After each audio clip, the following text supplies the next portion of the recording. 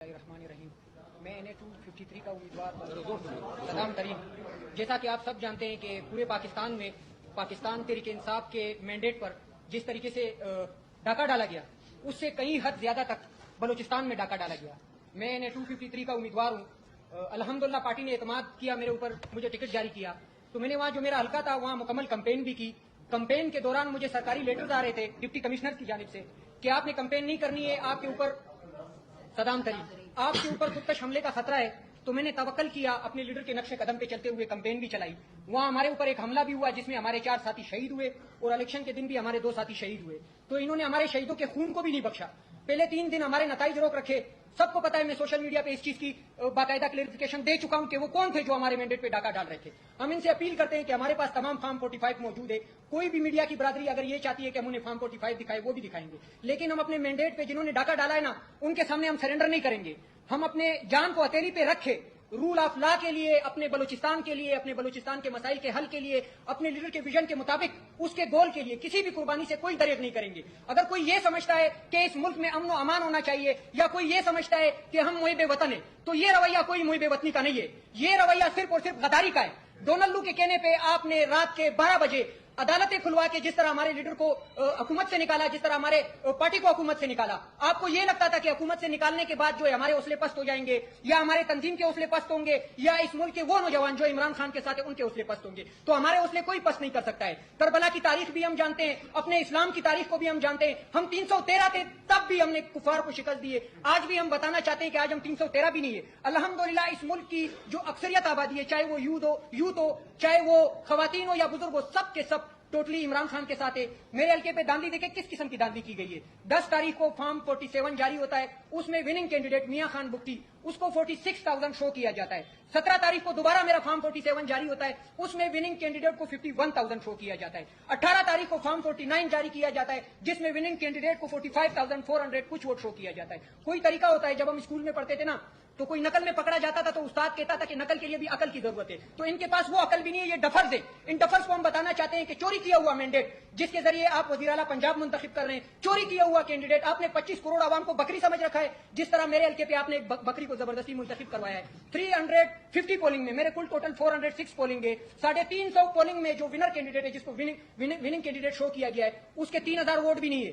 46 polling جو baker کا area ہے, جو سی کا ایریا ہے, وہ چند پولنگ جو کولو کے آتے ہیں, اس کو فارم 28 میں ہمارے الیکشن کمیشن نے خود سینسیٹیو پولنگ ڈکلیئر کیا ہے, وہ میرے پاس فارم 28 بھی موجود ہے. لیکن اس کے باوجود وہاں ٹرن آؤٹ کتنا ہوا ہے, 95%. ان 46 پولنگ میں 49,000 میاں خان بگٹی کو ڈالے گئے ہیں. میاں خان بگٹی کون ہے؟ میاں خان بگٹی کے اوپر سما نیوز کی رپورٹ موجود ہے, میری نہیں ہے, میڈیا برادری کی رپورٹ ہے کہ یہ کراچی سے جو گاڑیاں چوری ہوتی ہے نا, یہ وہاں بلوچستان میں اس کو استعمال کرتا ہے. اور اس کے لنک کس کے ساتھ ہے؟ اس کے لنک NLC کے ساتھ ہے. NLC کون استعمال کرتا ہے وہ ہم سب کو پتا ہے. ہم اس ملک میں کوئی خون خرابہ نہیں چاہتے, نہ ہم صرف اور صرف سوٹ بیانے کے ساتھ آپ کے سامنے کھڑے ہوں گے. اگر آپ تلوار دکھائیں گے نا تو ہم زبان کی تلوار دکھائیں گے. اگر آپ جبر کریں گے نا ہم تو زبان سے آپ کا مقابلہ کریں گے. جو آرٹیکل 19 ہے جس کے مطابق ہمیں یہ رائٹ حاصل ہے کہ ہم اپنے حقوق کی بات کریں, جمہوری انداز میں اپنی جدوجہد کریں. میرے پاس DRO وہاں ہے, باقاعدہ ویڈیو انٹرنیٹ پہ موجود ہے. DRO سے میں نے سب کے سامنے سوال کیا کہ رات کو 4 بجے ISI کے کرنل فرحان کا کیا کام تھا کہ وہ DRO آفس آتے میاں خان بگٹی کے ساتھ. رات کو 4 بجے FC کے کرنل کا میجر کا کیا تعلق تھا کہ وہ میرے DRO آفس آ کے, میں کھل کے کہتا ہوں مجھے جو بھی سزا دینی ہے میں اس کے لیے تیار ہوں,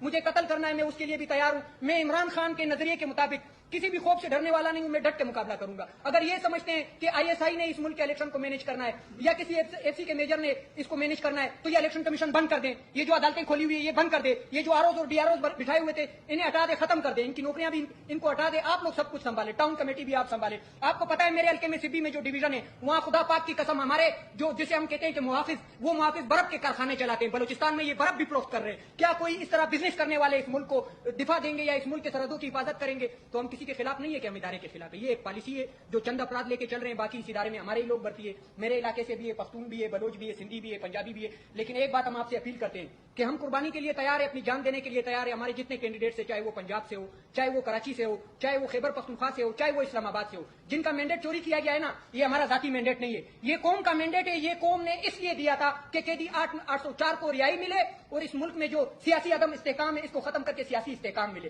تو اس کے لیے ہم نے سر جان سب کی بازی لگانی ہے. جس طرح ارشد شریف نے اپنی شہادت کی قربانی دی, وہ بھی کسی کا بیٹا تھا. جس طرح عمران ریاض اس ملک کے لیے رول آف لا کے لیے ابھی بھی جیل میں بیٹھا ہوا ہے, اسد طور بیٹھا ہوا ہے. تو ہم نے ان چیزوں سے ڈرنا نہیں ہے. میرے سینئر یہاں بیٹھے ہیں, میں کچھ جذباتی ہوں. جذباتی اس وجہ سے ہوں کہ ہم جلے ہوئے ہیں. ہمیں اندر سے آپ دیکھیں گے نا, اب بھی آپ ہمیں سلوٹ کریں گے کہ اتنی زیادتیاں ہونے کے باوجود آپ رول آف لا کی بات کیسے کر رہے ہیں. ہمارے پاس انفراسٹرکچر نہیں ہے, ہمارے پاس تعلیمی ادارے نہیں ہے, ہمارے پاس ہیلتھ کا کوئی نظام نہیں ہے.